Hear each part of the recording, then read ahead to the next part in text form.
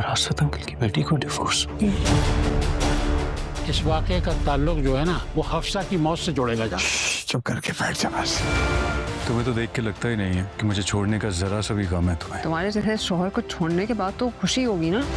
Drama शरपसंद की episode number 44 बहुत ही amazing होगी। फरासत बेचारा अपनी दोनों बेटियों की वजह से बहुत ज़्यादा परेशान होता है और उसको ना शाज़बिन की बातें याद आ रही होती हैं। अब यहाँ पे ना कॉलोनी वालों को भी पता चल जाता है कि फरासत की बेटी को डिवोर्स होगी और वो सारा ब्लेम ना हमाद को देते हैं कि हमाद कैसा अजीबोगरीब लड़का है और उसने फरासत की बेटी जो इतनी अच्छी फैमिली से है उसको एक ही रात में डिवोर्स दे दी।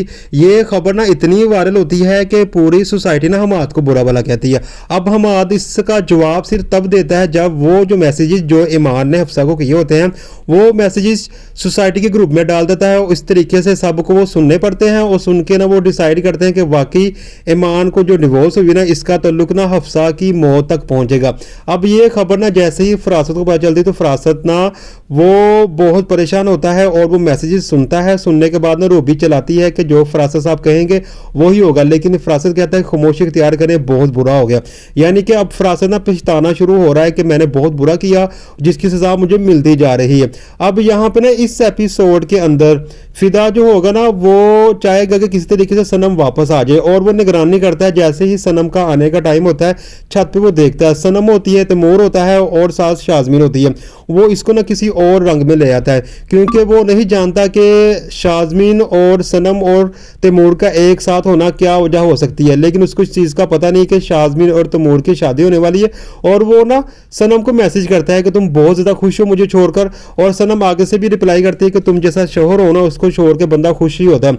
अब जब ये बातें ना सारी फिदा सुनता है तो फिदा गुस्से में आके ना सनम की वालदा को फ़ोन कर देता है और कहता है कि सनम ने मुझे छोड़ा ही नहीं बल्कि उसने जो जिसके साथ दोस्ती की थी तैमूर के साथ, अब उनका ताल्लुक इतना गहरा हो चुका हुआ है कि उनकी जो दोस्ती है वो दोस्ती नहीं रही बल्कि बहुत आगे की बातें हो चुकी हुई हैं।